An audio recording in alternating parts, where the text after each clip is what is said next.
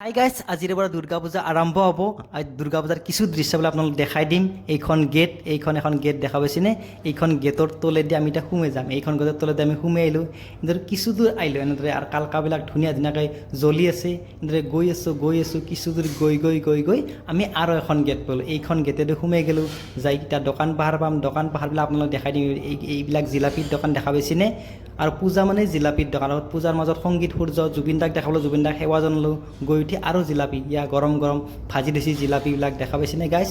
এই জিলাপিৰ দোকানে দেখাই দিলোঁ। এতিয়া জিলাপিৰ দোকান দেখাই দি এতিয়া মন্দিৰত যাম। এতিয়া মন্দিৰটো আপোনালোকক দেখাই দিম। এতিয়া মন্দিৰত সেৱা জনালোঁ, জ্বলাই উঠি ভিতৰত সোমাই গ'লোঁ। আৰু ইয়াৰ প্ৰতিমা স্থাপন কৰিছে। অলপ পিছত বিল্লপত্ৰ মানে বেলবৰণ হ'ব। বেলবৰণ স্থাপন কৰিব, মানে পূজা কৰিব। যি ব্ৰাহ্মণৰ নীতি নিয়ম থাকে সেই নীতি নিয়মবিলাক পালন কৰিব। দেখা পাইছেনে? এইটো দুৰ্গা দেৱী আপোনালোকক দেখাই দিলোঁ। এইটো হৈছে মন্দিৰৰ বাহিৰ ভাগ। আৰু ফুলবিলাক দেখা পাইছেনে? কি মৰম লগা ফুলবিলাক দেখা পাইছেনে? এইটো মিনি ব্লগ। সৰ্বে ধন্যবাদ।